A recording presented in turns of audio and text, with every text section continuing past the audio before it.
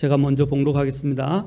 24 장로가 왕자에 앉으신 분 앞에 엎드려 영원 무궁토록 살아 계시는 분께 경배하고 자기들의 관을 왕자 앞에 던지며 이르되 오 주여, 주는 영광과 존귀와 권능을 받기에 합당하시오니 주께서 모든 것을 창조하셨고 또 그것들이 주를 기쁘게 하려고 존재하며 창조되었나이다 하더라. 5장 12절부터 14절까지 그들이 큰 음성으로 이르되 죽임을 당하신 어린 양께서 권능과 부와 지혜와 힘과 존귀와 영광과 찬송을 받기에 합당하시도다 하더라. 또 내가 들으니 하늘과 땅 위와 땅 아래에 있는 모든 창조물과 바다에 있는 것들과 그것들 안에 있는 모든 것들이 이르되 왕자에 앉으신 분과 분과 어린 양께 찬송과 존귀와 영광과 권능이 영원 무궁토록 있으리로다 하더라. 이에 내 짐승이 이르되 아멘 하고 24 장로가 엎드려 영원 무궁토록 살아계시는 그분께 경배하더라. 기도하겠습니다. 하나님 아버지, 오늘 이 말씀을 주장해 주시고 인도해 주옵소서. 저는 부족하고 연약하고 아무것도 아닙니다. 주님께서 저를 사용하셔서 귀한 이 생명의 말씀, 권능의 말씀을 선포하게 하시고 또한 이것을 통해서 주님 모든 영광을 받아 주시옵소서. 이 모든 것을 주님께 의탁하며 우리 주 예수님의 존귀하신 존함을 받들어 기도하옵나이다. 아멘. 자, 앉아 있으겠습니다. 자, 우리가 지난번에 휴거에 대해서 살펴봤습니다. 자, 우리가 이전에 지난 시간에 이 휴거에 대해서 이제 마지막으로 살펴보면서 요한계시록의 4장의 1절과 2절에 나오는 장면은 교회 휴거의 한 모형을 보여주는 것이다 라고 말했습니다. 그래서 이제 우리가 데살로니가 전서나 고린도전서 15장이나 데살로니가 전서 4장을 통해서 우리가 살펴본 것처럼 이제 하나님의 호령과 천사장의 음성과 하나님의 나팔 소리와 함께 우리가 혼련이 변화되어서 하늘로 올라가게 될 것에 대해서 쭉 살펴보았습니다. 그러한 하나의 장면의 모습이 요한이 일종의 교회를 대표하는 하나의 모습으로서 이제 어떻게 될 것인가를 우리에게 말해주고 있습니다. 그러면서 사도 요한에게 이제 하나님께서 환상 중에서 이리로 올라오라, 이후에 반드시 일어날 것들을 내게 보이리라 하고 그를 하늘로 끌어올렸습니다. 자, 끌어올렸을 때 4장 2절에 보니까 어떤 장면이 나옵니까? 이제 여러분 휴가 직후에 일어나는 장면을 지금 이야기하고 있습니다. 우리가 하늘에 올라가게 되면 이 정말 위험 있고 정말 장엄한 광경의 모습을 이제 눈으로 목도하게 될 것입니다.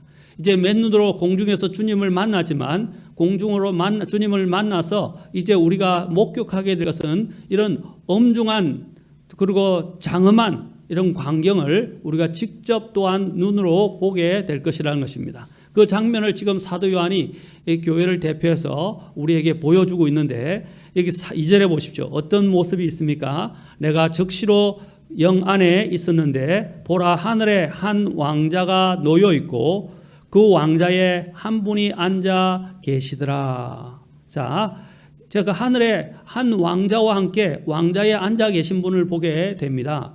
여러분, 우리가 여기서 모든 것이 그냥 천국에 가면 놀고 먹는 게 아니에요. 그냥 끝나는 것이 아닙니다.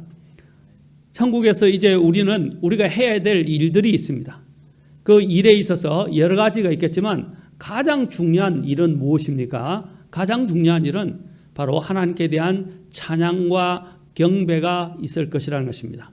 왜 왕자가 있습니까? 이제 우리는 왕자에서 우리는 하나님을 중심으로 하여 하나님께 직접 바로 그 앞에 존전 앞에서 하나님께 찬양과 경배를 드리게 될 것이라는 것을 오늘 이 말씀을 통해서 우리에게 이야기해 주고 있다는 것입니다. 그냥 모든 것이 끝나는 게 아니다.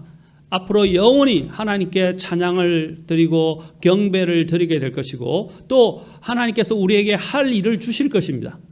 일이 없는 게 아니에요. 앞으로 영혼 속에서 우리가 지금 이 땅에서 어떻게 살았느냐에 대해서 영혼에서 모든 우리의 직책과 우리가 해야 될 일들이 결정이 되게 됩니다. 자, 전에도 말씀드렸죠. 우리가 보상을 나중에 그리스도 심판석과 관련해서 이야기하겠지만 우리가 보상을 이 세상에서는 다 모든 것을 보상을 기본으로 합니다.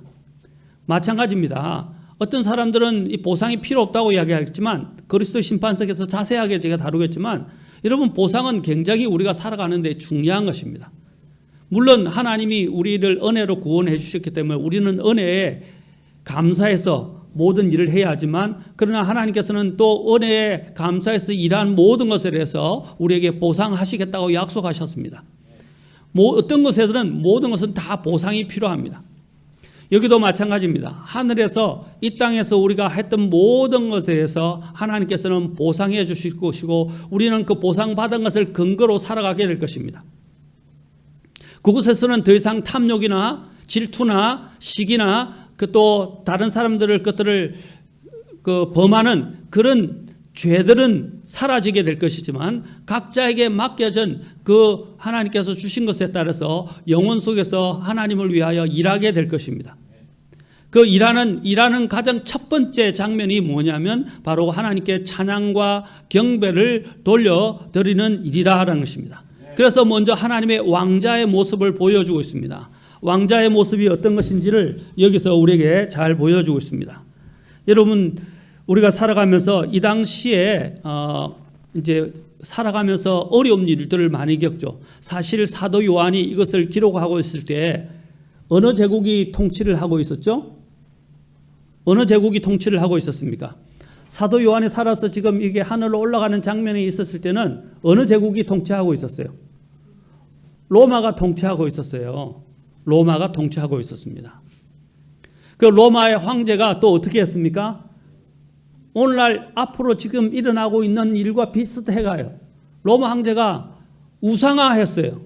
자신이 신이고 자신이 경배받으려고 그러고 또 모든 로마에 있는 사람들로 하여금 이제 로마 황제를 숭상하고 또 로마 황제와 같은 이런 형상들을 만들어서 숭배하게 하려고 했다는 것입니다.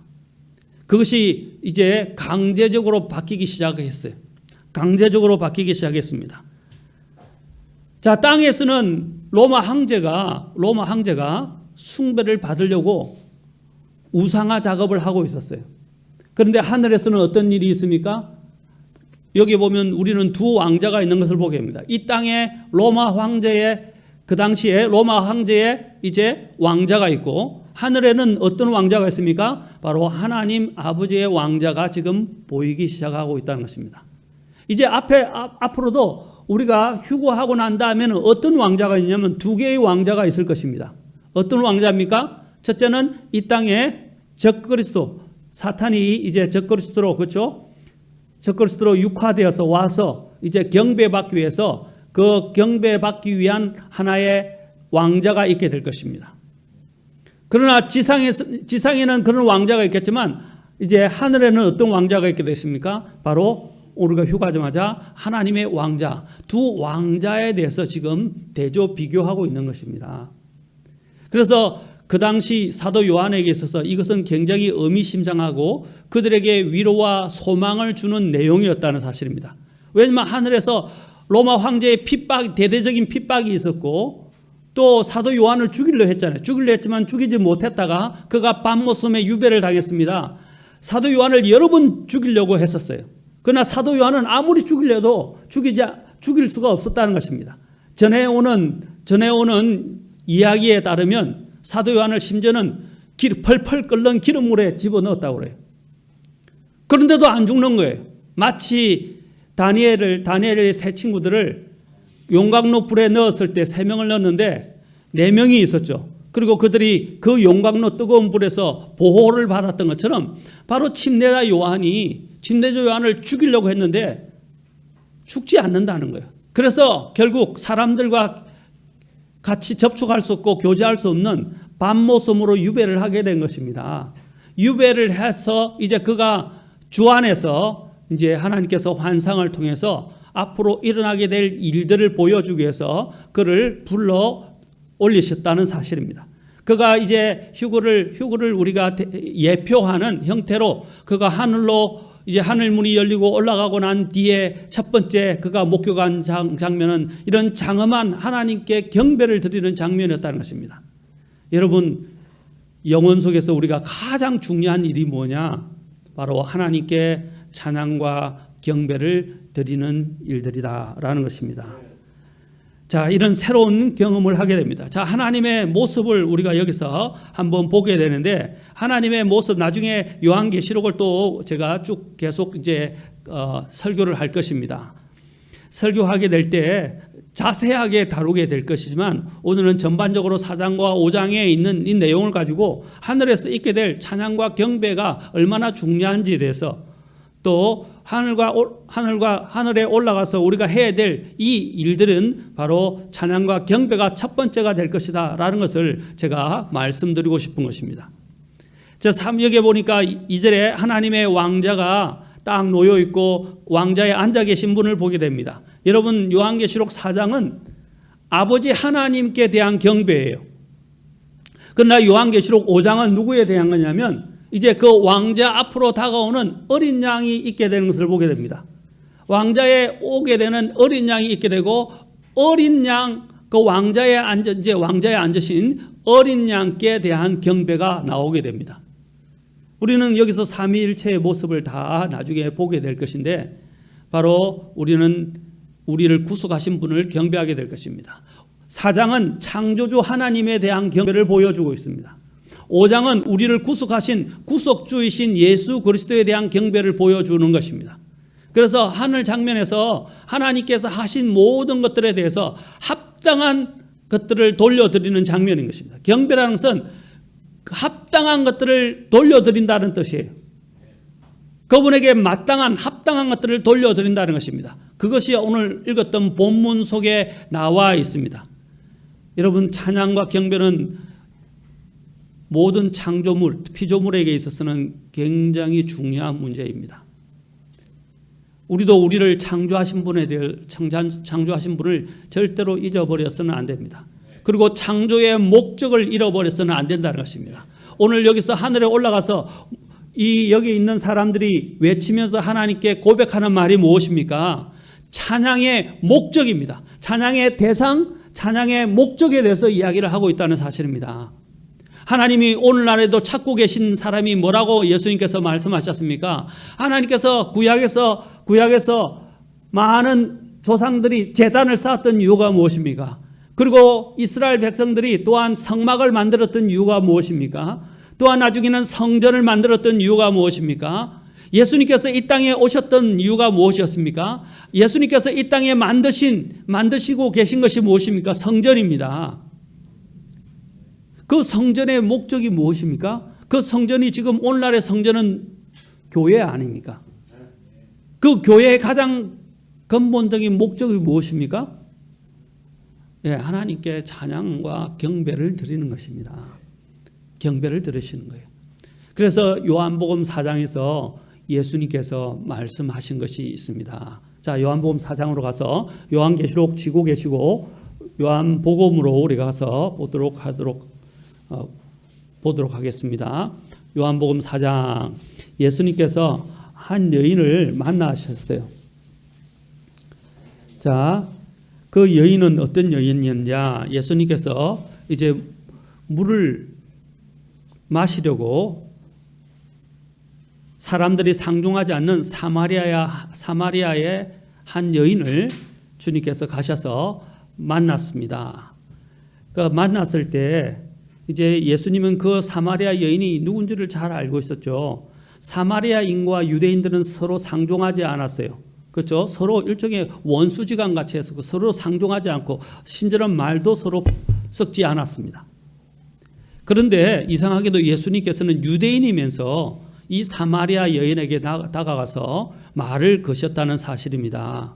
이제 이 여자가 뭐라고 예수님께 대해서 고백하냐면 19절에 여자가 그분께 이르되 선생님이여 내가 보니 선생님은 대언자로소이다. 자, 그러면서 경배에 대한 문제가 나옵니다. 20절 우리 조상들은 이 산에서 경배하였는데 당신들은 이르기를 사람들이 마땅히 경배해야 할 곳이 예루살렘에 있다 하나이다 하며 여러분 이것을 잘 아셔야 됩니다. 사마리아는 어디에 속했죠? 옛날 이스라엘이 북왕국 이스라엘과 남왕국 유다로 나눠졌죠. 하나님이 경배의 중심지로 어디를 두셨어요? 예루살렘을 두었죠. 그런데 이제 북왕국 이스라엘은 예루살렘으로 사람들이 내려가는 것을 방지하기 위해서 북왕국 이스라엘에 두 곳에다가 경배제를 만들어서 우상들을 만들고 또 제사장에 합당하지 않는 자들을 제사장으로 세워서 어떻게 해요? 경배하게 했어요. 그 경배하게 했던 그 산 중에 하나가 베델인데 거기서 그들은 경배를 하게 했습니다. 자, 그렇게 경배를 하게 해서 이 산이라고 말하고 있죠. 바로 이 산에서 경배하는데 거기서 말하는 게 뭡니까?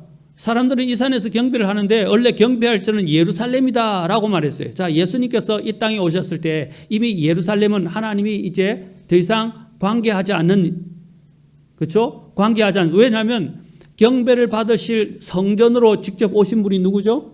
예수님께서 이 땅에 오셨잖아요. 그동안에는 예수님 바로 성전이셨어요. 나중에 여러분 성전의 유래와 역사를 보게 되면 알게 되시겠지만 성전이 쭉 바뀌어가는 것을 보게 됩니다. 지금은 성전이 어디죠?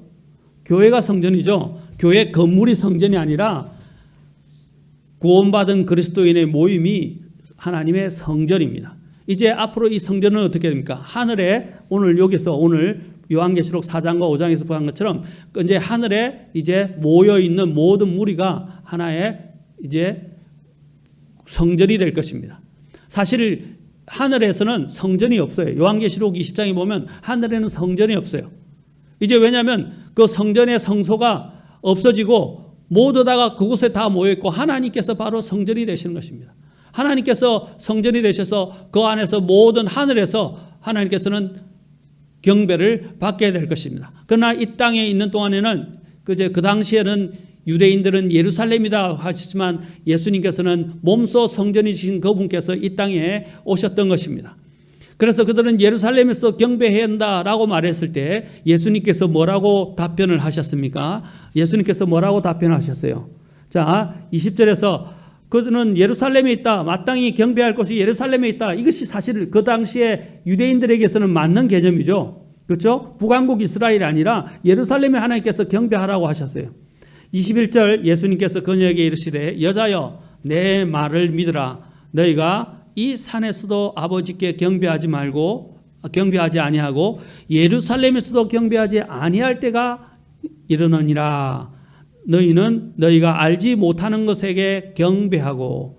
자, 우리의 가장 문제가 뭐냐면 알지 못하는 신 또는 알지 못하는 것에 경배를 하고 있다는 것입니다. 오늘날도 보면 사람들이 이상한 것들을 숭배하고 있어요. 특히 여러분 오늘날에도 교회당을 성전이라고 이야기하는 사람들이 있어요. 그래서 성전 건축이라고 하면서 그렇죠? 거기다가 막 모든 걸 바칩니다. 교회당 건물은 성전이 아니에요. 그렇죠? 아니에요. 그런데 오늘 잘못된 것들에 경배를 하죠. 주님께서도 똑같은 말을 했습니다. 이 산이든 저 산이든 이제 경배할 때가 바뀌었다는 것입니다. 경배할 대상이 바뀌었다는 것입니다. 이제는 예루살렘에서 경배하는 것이 아니라 또 이 산이나 저 산에서 경배하는 것이 아니라는 것입니다. 알지 못하는 것에 대해서 경배를 하고 있다. 그들은 사실 하나님을 경배한다고 그러지만 우상을 섬기고 있었어요. 북왕국 이스라엘도 그 당시에 어떻게 했습니까? 그들이 경배한다고 그랬지만 우상을 숭배하고 있었어요. 예루살렘에서도 하나님께서 그들이 경배를 드리고 있었지만 에스겔 같은 데를 보십시오. 하나님께서 그들이 경배하는 것이 가증하다고 그러셨어요. 그들은 하나님의 이름을 부르고 있었지만 그들은 합당하게 하나님께 경배를 드리는 게 아니라 우상들을 섬기고 있었던 것입니다. 하나님이 이미 떠나 버렸었어요. 하나님이 여러분 이제 에스겔서 보면 9장, 10장, 11장에 걸쳐서 이제 하나님의 영이 점점 떠나가는 것을 보게 됩니다. 하나님의 임재가 없는 것입니다. 나중에 요한복음을 여러분 공부하면 아시겠지만 요한복음을 예수님께서 부르실 때 요한복음에서 경배드리는 그 절기를 뭐라고 부르십니까? 주님께서는 레위기 23장에서는 분명히 그것을 뭐라고 부르셨어요? 주의 명절이라고 말씀하셨어요. 주의 명절이라고 불렀단 말입니다. 그런데 요한복음을 여러분이 자세히 보시면 요한복음을 기록했던 사도 요한이 뭐라고 표시하냐면 유대인의 명절이라고 하고 있습니다. 주님의 명절이 유대인의 명절로 바뀌었다는 거죠. 하나님 중심이 아니라 인간 중심으로 바뀌어버렸다는 것입니다. 이것은 굉장히 중요한 것입니다. 오늘 여기서도 주님께서 말씀하셨어요. 너희가 알지 못하는 것에 경배하고, 오늘날 성도들도 마찬가지입니다. 교회에 나오지만 그들은 진짜 하나님께 경배를 드리지 않습니다. 온통 마음에는 우상들로 가득 차 있고 세상 것들로 가득 차 있고 세상을 향한 경배로 가득 차 있습니다. 주님께서 너희가 두 주인을 섬기지 못하리니 하면서 예수님께서 마태복음 6장에서 말씀하셨어요. 두 주인을 섬기지 못한다. 그러면서 주님께서 하나님과 만몬을 동시에 겸하여 섬길 수 없다라고 말씀하셨어요. 둘 중에 하나를 섬겨야 되는 것입니다. 만몬이라는 것은 돈을 쫓는 것이, 돈을 쫓아가고 돈을 사랑하는 그 배후에 있는 신을 이야기하는 것입니다. 두 군데를 섬길 수가 없어요. 그런데 사람들은 돈을 쫓고 있고 부귀영화에, 세상의 물질에, 세상의 즐거움에 빠져 있다는 것입니다. 지금 예배의 이 자리에 나와 있지만 마음 한켠에는 세상으로 가득 차 있고 마음이 세상에 가 있는 사람들도 있을 거예요.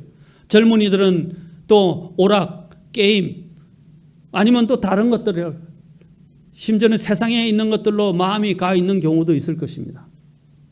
그것은 하나님께 경배드리는 게 아니에요. 보시면 그들은 경배하는 몸은 와 있지만 그들의 마음은 다른 곳에 가 있는 거예요. 오늘 주님께서 그것을 요한복음 4장에서 지적하고 계실 것입니다. 자, 22절 다시 봅시다. 너희는 너희가 알지 못하는 것에게 경배하고 우리가 경배하는 것을 아노니 이는 구원이 유대인에게서 나기 때문이라. 자, 이제 23절, 24절 같이 읽겠습니다. 시작. 그러나 참되게 경배하는 자들이 영과 진리로 아버지께 경배할 때가 오나니 곧 지금이라. 이는 아버지께서 자기에게 그렇게 경배하는 자들을 찾으시기 때문이니라. 하나님은 영이시니 그분께 경배하는 자들이 반드시 영과 진리로 그분께 경배할지니라. 여기서 두 가지 굉장히 중요한 사실을 이야기합니다. 하나님께서는 어떤 사람을 찾으신다?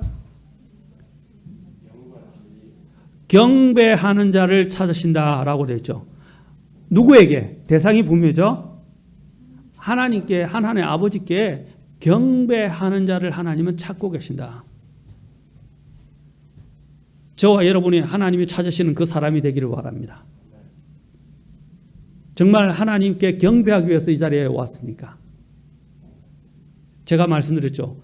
주님이 원하시는 것은 경배입니다. 성막을 만들고 성전을 만든 가장 첫 번째 목적이 뭡니까? 여러 가지 목적이 있어요. 그 첫 번째 목적은 성전을 통해서 하나님은 경배받기를 원하셨던 것입니다. 두 번째는 교제 여러 가지가 있겠지만 하나님은 경배받기를 원하셨어요. 그리고 진정으로 경배하는 것을 원하셨습니다. 유대인들은 하나님께 나왔을 때, 구약의 이스라엘 백성들이 하나님께 나왔을 때 하나님께서 그들이 드리는 희생물에 실정을 내셨어요. 이제는 싫다. 눈먼 짐승, 흠이 있는 것들을 가져와서 하나님께 마치 드리는 것처럼 포장을 했지만 그들의 마음은 담겨 있지 않았어요. 그들은 하나님께 가까울 때 이런 병들고 문제가 있고 흠이 있는 것들을 가져와서 하나님께 경배드린다고 흉내만 냈던 거예요. 그래서 하나님께서 아주 그냥 몹시 싫어하시고 실정을 내셨어요. 이제는 지겹다고 하나님께서 말씀하셨어요. 왜? 아까 24절에 나온 것처럼, 25절에 나온 것처럼, 24절에 나온 것처럼 하나님께서는 영과 진리로 경배하는 자를 찾으시기 때문입니다. 마음이 담겨 있지 않으면, 그래서 우리가 잘 아는 미가서 6장에서 예수님께서 뭐라고 하셨어요? 너희가 아무리 많은 희생물을 갖고 하고 번제를 주님께 드린다 할지라도 하나님이 원하시는 것을 하지 않으면서 그것만 드리면 뭐하냐는 것입니다. 속은 없고 마음은 없고 겉으로만 표시하는 것들, 그것도 마음을 담지 않은 것들을 하나님이 경배 그것을 다 아시고 받지 않으신다는 것입니다. 하나님은 그것을 외면하십니다. 하나님이 그들이 하나님 앞에 금식했을 때도 뭐라 했습니까? 그 금식이 나를 위한 것이냐라고 주님께서 말씀하셨어요. 이사야서에서. 나를 위한 것이 아니었다라고 주님께서 말씀하신 거예요. 여러분, 우리가 왜 이 자리에 나왔습니까? 우리가 뭐하러 이 자리에 왔습니까? 하나님께 경배하기 위해서 왔습니다. 그래서 제가 늘 서두에 오늘 경배, 매를 며칠 경배라고 말하는 것입니다. 공식적인 경배입니다. 자, 하늘에 올라가서 첫 번째 해야 될 일이 뭐라고 그랬습니까? 하나님께 경배 드리는 것, 찬양과 경배를 드리는 일이에요. 우리의 삶의 가장 중심이 되네요. 왜 요한계시록에서 4장에서 하늘에 올라가서 첫 장면을 그것을 보여주겠습니까? 하나님이 어떤 분인가? 창조주다. 그리고 또 하나님이 어린 양이 어떤 분인가? 구속주다. 그 창조주와 구속주에게 우리가 해야 할 본분이 뭐냐? 찬양과 경배다라는 것입니다. 사랑하는 성도 여러분, 우리 삶에 있어서 경배는 대단히 중요합니다. 공식적인 경배는 바로 교회를 통해서 우리가 합니다. 이제 개인적인 경배도 중요합니다. 우리의 삶에 개인적인 경배도 있어야 돼요. 하나님은 어떤 사람을 찾으신다? 영과 진리로 경배하는 자들을 찾고 계신다라는 것입니다. 아멘.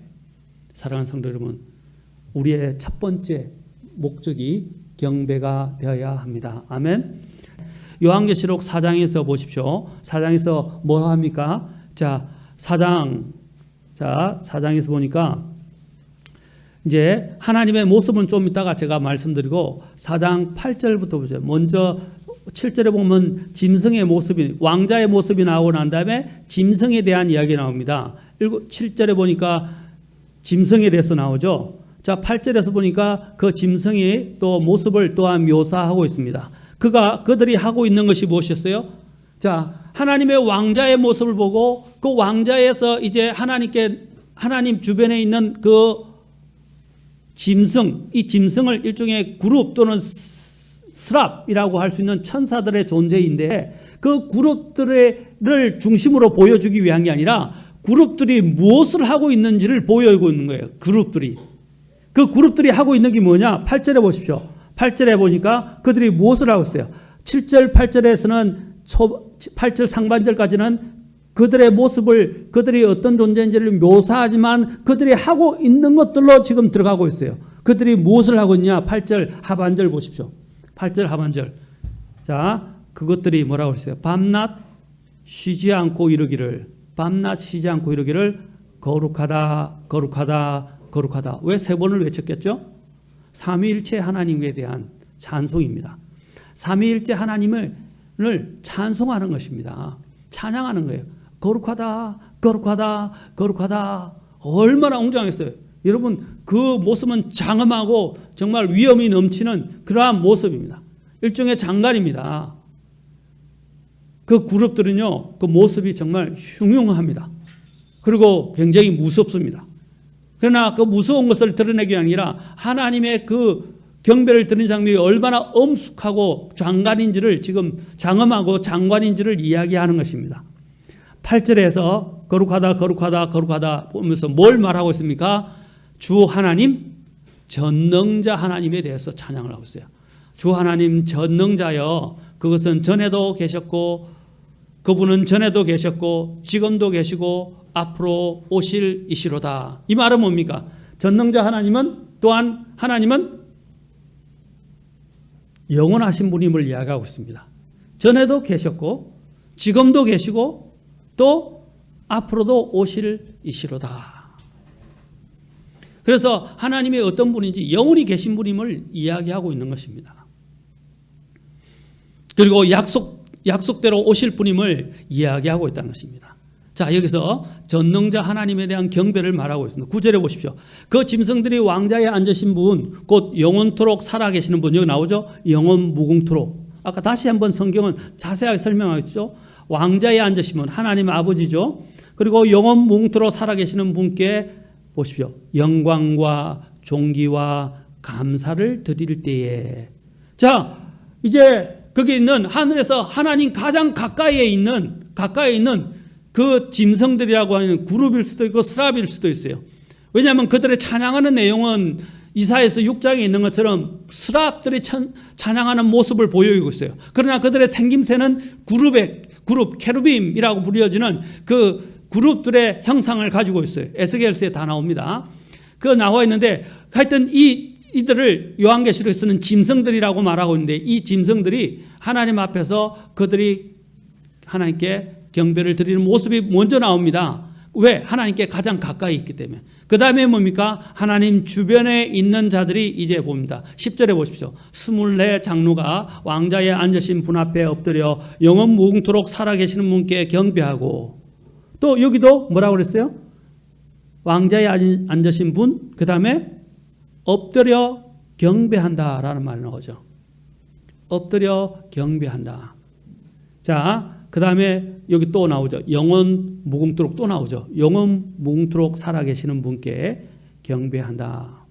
아까 그것이 짐승들이 고백한 내용 그대로잖아요. 그 다음에 어떻게 합니까? 여기 왕자에 앉아있는 24 장로가 누굴 것인가? 이에 대해서는 뭐 약간의 이견들은 있을 수 있지만 대개 공통적으로 성경학자들이나 성경 연구가들, 주석가들이나 많은 목사님들은 이것이 전 세대에 구원받은 구속받은 자들을 대표한다. 왜 24장로냐? 원래 여러분 제사장들의 계율은 24계율이 있었죠. 반차가 있었습니다. 그 계율에 따라서 돌아가면서 하나님께 경배를 드렸어요. 그것처럼 이제 구약에 여러분 보면 구약에는 몇 지파가 있죠? 이스라엘에 12지파가 있죠. 그러면 신약에서는 몇 명의 주님께서 제자를 대표로 뽑으셨어요? 12명이었죠. 예. 그래서 구약 12, 이제 신약의 12. 이것은 표상입니다. 여러분 나중에 그 새 예루살렘을 보게 되면 새 예루살렘의 도시가 12기초석으로 되어 있죠. 12기초석에는 누구의 이름이 들어있다고 그랬어요? 12사도의 이름들이 그곳에 기록된 것을 보게 됩니다. 왜 새 예루살렘은 12사도들이 이름만 기록되어 있을까요? 그것이 바로 우리 성도들을 위한, 그렇죠? 모든 것을 대표하는 교회의 기초를 닦은 사람들이기 때문입니다.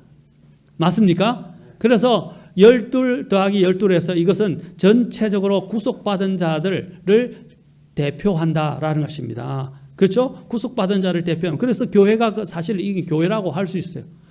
구속받은 자들이 다 그곳에 있게 돼요. 그래서 24 장로가 어디에 앉아 있어요? 왕자에 앉아 있죠. 24 장로를 어떤 사람들은 천사라고 이야기하는 천사가 아니에요. 천사들은 왕자에 앉지 않아요. 천사들은 관을 쓰지 않아요.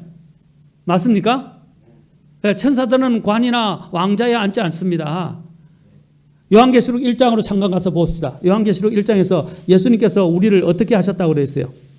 하나님 곧 자신의 아버지를 위해 우리를 구원받은 성도를 뭐라 그랬어요? 왕과 제사장으로 삼으신 분께 그분께 영광과 통치가 영원 무궁토록 있기를 원하노라. 자, 우리를 왕으로 삼으셨다고 됐죠? 왕이 쓰고 있는 게 뭐죠? 왕갈이죠. 예, 왕갈입니다. 예.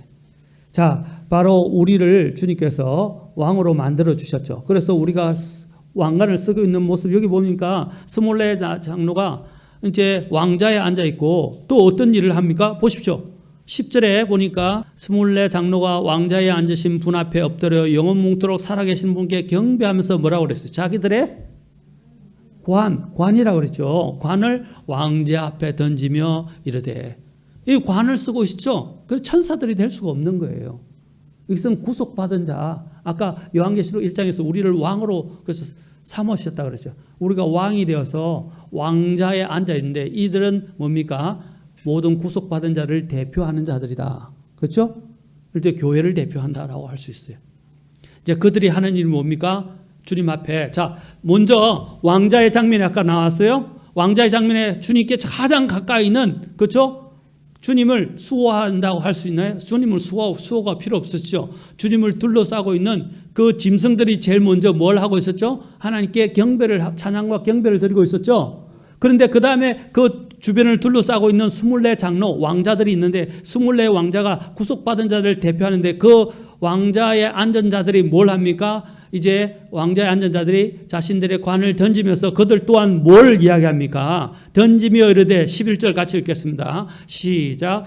오 주여 주는 영광과 존귀와 권능을 받기에 합당하시오니 주께서 모든 것을 창조하셨고 또 그것들이 주를 기쁘게 하려고 존재하며 창조되었나이다 하더라. 자 보십시오. 아까 경배가 뭐라 그랬어요? 그 분에 맞게 합당한 것을 돌려드리는 것이 경배라고 그랬죠. 바로 우리의 창조주이시고 또 전능자이신 분께 합당한 것들을 돌려드리는 것이 바로 찬양과 경배다라는 겁니다. 그 경배를 지금 들으면서 그들이 고백합니다. 뭘 고백합니까? 11절에서 영광과 존귀와 권능을 받기에 합당하십니다 하면서 이제 그 이유를 설명합니다. 주께서는 모든 것을 창조하셨고, 여기 아까 창조주 하나님이라고 이야기했죠. 그리고 그들이 그 짐승들이 부를 때 또 뭐라고 그랬어요? 전능자 하나님이라고 그랬죠. 그렇죠? 창조주 하나님을 이야기하고 있어요. 주께서 모든 것을 창조하셨고 또 그것들이 주를 기쁘게 하려고. 자, 이제 그 목적이 나옵니다. 우리를 창조하신 목적이 뭐죠? 우리가 경배하는 또 목적이 뭐죠? 자, 여기 나오죠. 그것들이 주를 기쁘게 하려고 존재하며 창조되었기 때문에 우리는 경배하는 것입니다. 아멘. 자, 우리가 사는 목적이 뭐예요? 네, 하나님을 기쁘게 하려고. 그 기쁘게 하려는 가장 첫 번째가 뭐죠? 찬양과 경배다라는 것입니다. 찬양과 경배. 우리의 살면서 이 중요한 요소를 놓치면 안 됩니다. 여러분 교회 예배를 소홀히 하지 마십시오. 개인적으로 주님을 만나는 것도 소홀히 해서는 안 되지만, 그렇죠? 그 개인적으로 주님께 경배드리는 우리의 이런 모습, 그렇죠? 모습으로 주님 앞에 나와야 돼요. 우리가 시편에서 계속 보게 되겠지만 시편에서 시편 기자가 말하는 것이 뭡니까? 하나님께 경배할 때 아까 영과 진리라고 이야기했는데 시편에서 자주 묘사되고 있는 내용이 뭐냐? 거룩함의 아름다움으로 주님께 경배하라 그랬어요. 어떤 모습으로요? 어떤 모습으로요? 거룩함의 아름다움. 아까 우리가 살펴보았듯이 그 내 짐승이 뭐라고 주님께 외쳤죠? 거룩하다, 거룩하다, 거룩하다 그랬죠. 하나님께 경배드릴 때 어떤 자세로 영과 진리로 경배하지만 하나님이 아름답게 보시는 것이 뭐냐면 거룩함의 아름다움으로 나아가는 거예요. 여러분들은 거룩함의 아름다움으로 나아가고 있습니까? 여러분 아름다운 사람들을 보면 진짜 아름다움을 보면요. 그 뭔가 신비한 모습이 보여요. 형용할 수 없는 신비. 여러분 오늘날은 막 화려하고 막 복잡하죠. 그런데 사실 보면 단순함 속에 아름다움이 있어요. 단순함 속에. 그렇지 않습니까? 요즘 같은 이런 추상화보다도 오히려 순백한 이런 정물화나 인물화가 수채화 같은 그런 것들이 더 오히려 가만히 자세히 보면 지겹지도 않고요. 볼수록 좋아요. 아름다워요. 자, 이렇게 생각해 봅시다. 왜 단순함에 대해서 제가 이야기했지만 음식을 먹을 때 갖가지 조미료가 들어간 게 맛은 짜릿하고 맛있겠죠. 그런데 그 조미료 섞인 것을 계속 먹다 보면 어떻게 되죠? 물립니다. 우리가 물린다 그래요. 질린다 이 말입니다. 그리고 또한 어떻게 됩니까? 부작용이 있어요. 심지어는 조미료 섞인 음식을 먹으면 어떻게 되죠? 계속 물이 막혀요. 맞습니까? 갈증이 자꾸 느껴지기 시작하고 몸에도 잘 이렇게 반응이 잘 안 돼요. 그런데 엄마가 정성스럽게 조미료 없이 이렇게 싹 섞어서 먹는 음식은 처음에는 그 닝닝하고 맛이 없는 것 같은데 계속 씹을수록 어떻죠? 네, 단맛이 나고 아주 풍미가 느껴져요. 각 야채나 각 음식들에 있는 특유한 그렇죠? 특유한 그 향이나 풍미가 느껴지기 시작한다는 것입니다. 저도 어릴 때는 참 어머니가 먹으라는 음식 싫었어요. 다른 것도 먹고 싶고 저것도 먹고 싶고 과자도 먹고 싶었는데 지금 지나고 보니까 어떠냐면 이제는 나이가 들어갈수록 어머니가 해주신 게 자꾸 생각나고 어머니가 해줬던 그때 그 맛있는 음식들이 자꾸 생각나는 거예요. 그래서 집사람에게 이것 좀 해보라고 제가 이야기하면서 만들어 달라고 부탁을 하기도 합니다. 그래서 먹으면 너무 맛있는 거예요. 이 마찬가지입니다. 단순함의 아름다움이 이와 같다는 것이요. 우리가 향기가 멋있어 보이고 향기가 많고 복잡하고 인위로 만든 것보다는 천연적으로 있는 것이 더 좋아요. 보석도 마찬가지입니다. 인공적으로 만든 보석과 인공적으로 만든 진주하고 천연 보석하고 가치가 다르죠. 하나님께서 보시는 것도 마찬가지입니다. 우리가 인위적으로 인간적인 것들을 보태서 또 위선을 위선으로 포장해서 하나님께 드리는 경배를 하나님은 원하지 않으세요. 우리가 있는 모습 그대로 순수함으로 하나님 앞에 나오기를 원합니다. 또 뿐만 아니라 단순함으로 나오기를 원하세요. 뿐만 아니라 주님은 어떤 모습으로 나오기를 원하신다고요? 제가 아까 얘기했죠? 거룩함의 아름다움으로 나오기를 원하신다는 것입니다. 사랑하는 성도 여러분, 우리의 창조의 목적을 잘 헤아리십시오. 오늘 이 자리에 오신 이유를 잘 헤아려 보십시오. 내가 왜 이 자리에 왔습니까? 진정 영과 진리로 거룩함의 아름다움으로 하나님께 경배드리기 위해서 왔습니까? 앞으로 주님이 가장 중심으로 여기는 것, 가장 천국에서 첫 장면은 바로 하나님께 경배드리는 것이다 라는 것을 우리는 잊어버리지 합니다. 잊어버리지 말아야 합니다. 그리고 그 경배의 내용 중에 가장 첫 번째는 하나님께 대한 찬양과 함께 뭘 한다고요? 우리를 만드신 목적에 대해서 이야기를 하고 있다는 것입니다. 우리를 만드신 목적이 뭐라고요? 주님을 기쁘시게 한다. 세상을 기쁘시게 하려 하지 말고. 우리의 가장 큰 문제가 오늘날 사람들을 살아가면서 뭐냐면 사람들을 기쁘게 하려 한다는 것입니다. 사도 바울이 고린도서에서 뭐 결혼에 대해서 이야기를 하면서 고린도전서 8장, 그렇죠? 8장 9장에서 7장, 8장, 9장에서 결혼에 대해서 이야기하면서 이제 결혼의 가장 큰 문제가 뭐라 그랬어요? 주 안에서 그냥 혼자 살 수 있으면 혼자 살아라 그랬어요. 물론 결혼은 하나님이 만드신 제도예요. 그리고 가정을 꾸리는 것은 당연한 거예요. 그러나 혼자 살 수 있으면 혼자 살아라고 말하고 있습니다. 그 이유가 무엇입니까?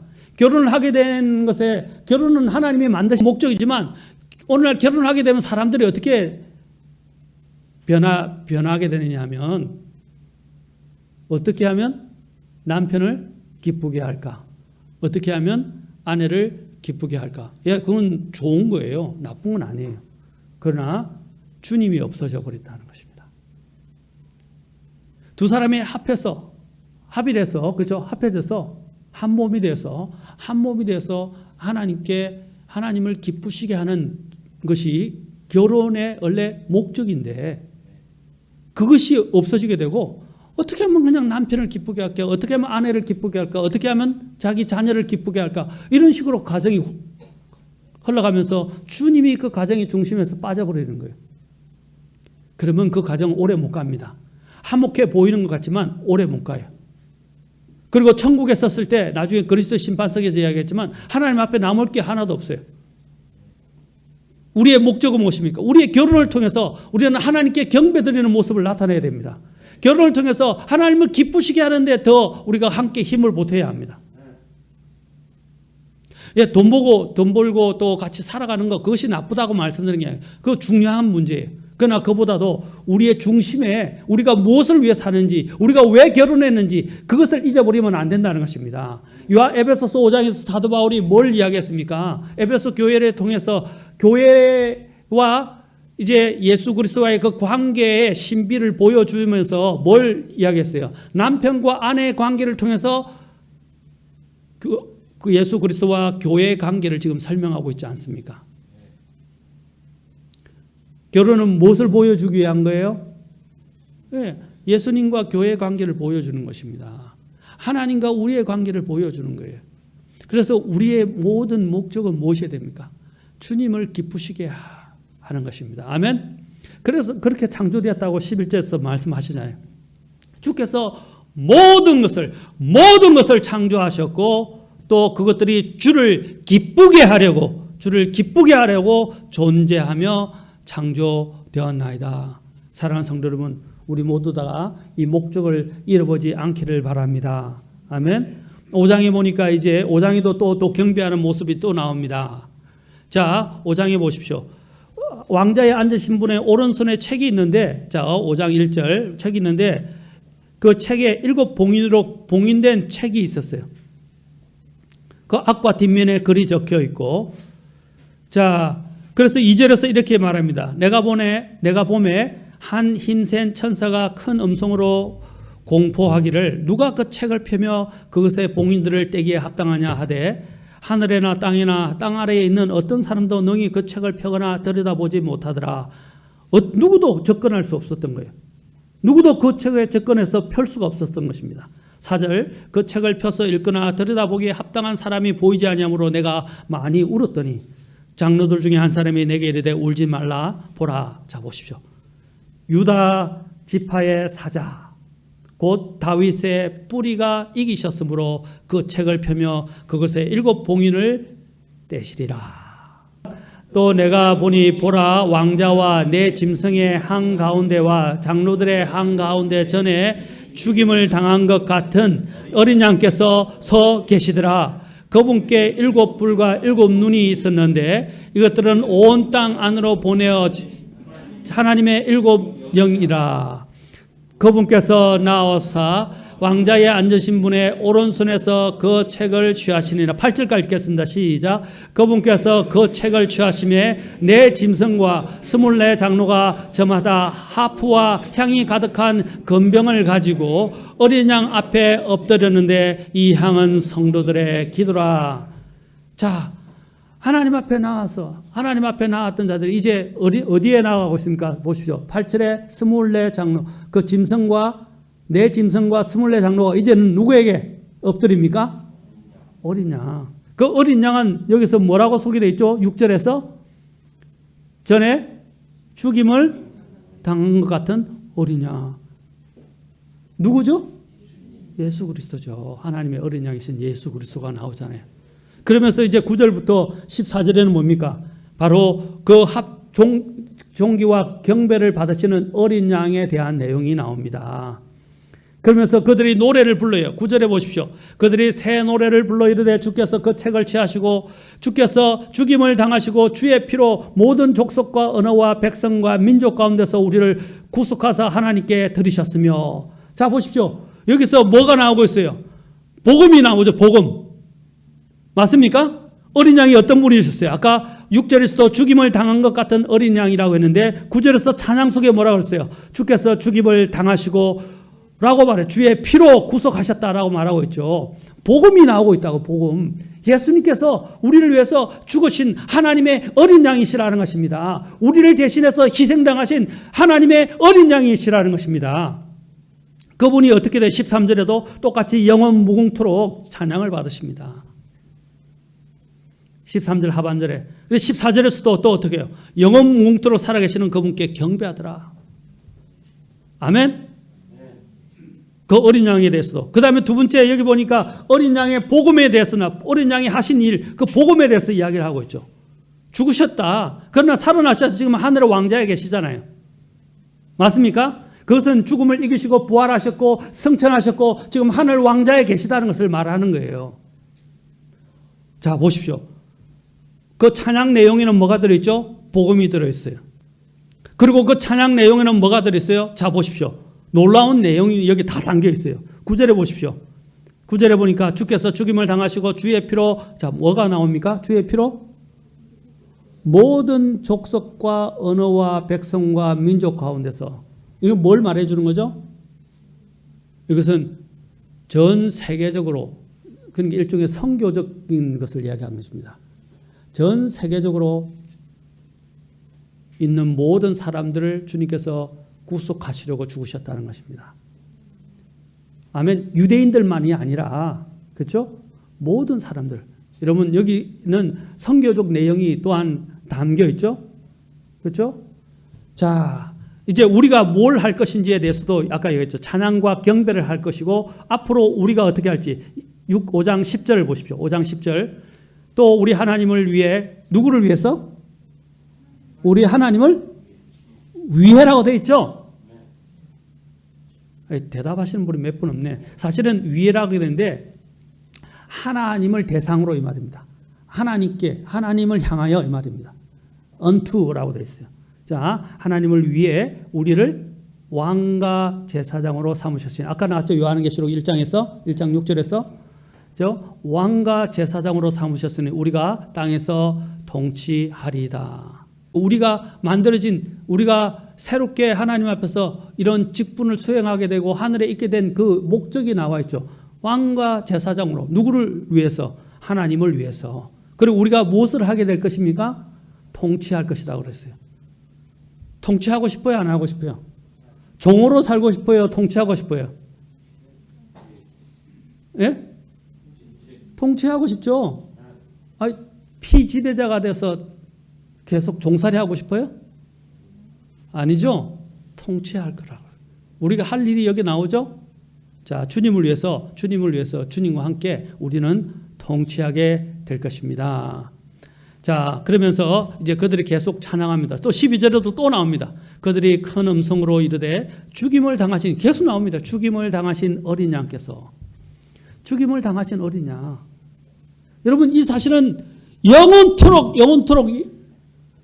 엎조리게 되고 우리가 찬양하게 될 내용입니다. 아멘. 예수님께서 우리를 위해서 죽으셨도다.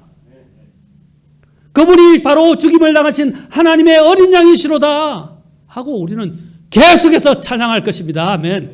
식상하지 않아요. 영원토록 그분 앞에 설 때마다 죽임을 당하신 어린 양. 지금 계속 나오잖아요. 3번이나 나왔잖아요. 얼마나 감격스러운 이야기입니까?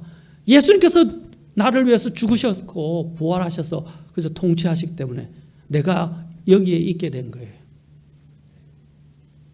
그러면서 또 말합니다. 어린 양께서 권능과 부와 지혜와 힘과 존귀와 영광과 찬송을 받기에 합당하시도다 하고 찬양을 돌려드리잖아요. 맞습니까? 하나님을 찬양하죠. 그 다음에 또 말합니다. 자, 13절, 14절.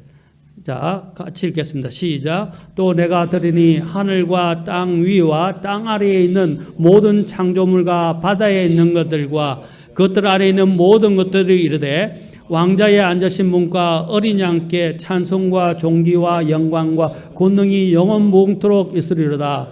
이에 내 짐승이 이르되 아멘 하고 24 장로가 엎드려 영원 무궁토록 살아계시는 그분께 경배하더라.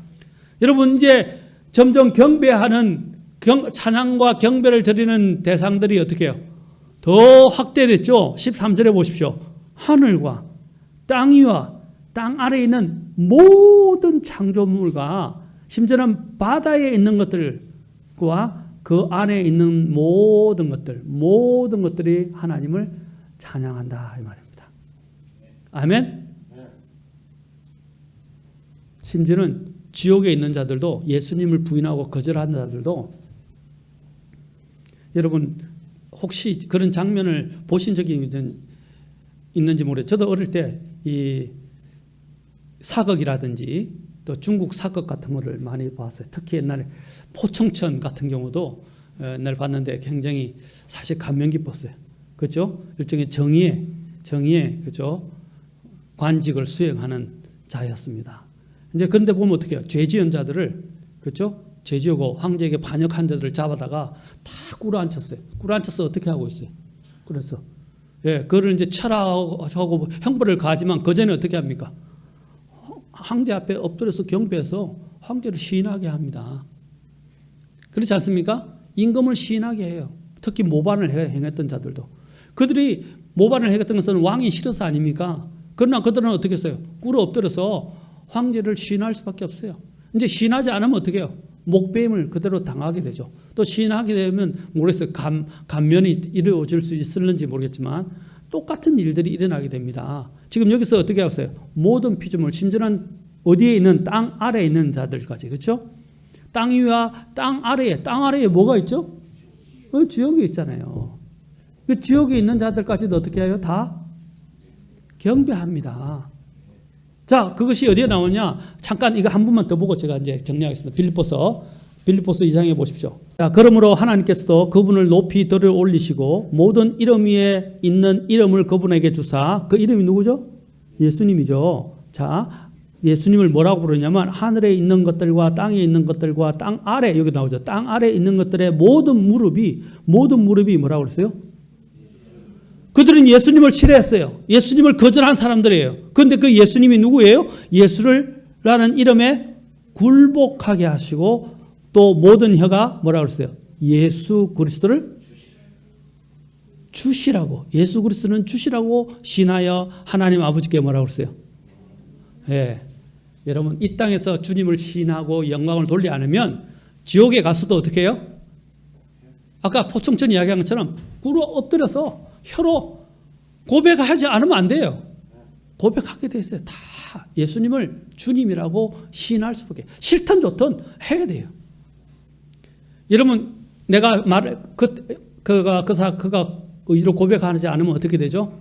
목 쳐서 죽였죠. 여기 지옥에서는 어떻게 하냐? 제가 보기에는 이제 이거는 제 시나리오입니다.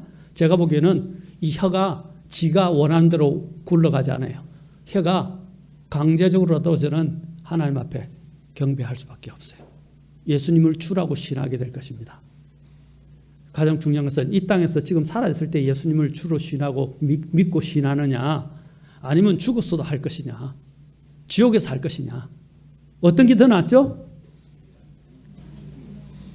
지금 이 땅에 사는 것이 은혜잖아요. 맞습니까? 자 마지막에 14절 보십시오. 이에 내 짐승이 이르되 아멘하고 24 장로가 엎드려 영원문토록 살아계시는 그분께 경배하더라. 예, 경배하더라. 예. 자 여기서 14절에 킹제임스 성경이나 헬라어를 보면 영원무궁토록이 제일 많이 나와요. 제일 뒤에 나와요. 그 다음에 그 앞에 뭐냐면 영원토록 살아계시는 그분이라고 나와요. 그 바로 전에 이제 뭡니까? 뭐로 끝냐면 월십, 바로 경배로 끝난다는 겁니다. 경배. 여러분 하늘에서 있게 될 가장 장엄한 장면은 우리가 휴가하고 난 다음에 보게 될 것은 하나님에 대한 찬양과 경배다. 이 찬양과 경배는 이 정도로 중요하다는 것입니다. 사랑하는 성도 여러분, 여러분의 사는 목적이 무엇입니까? 우리의 본분이 무엇입니까?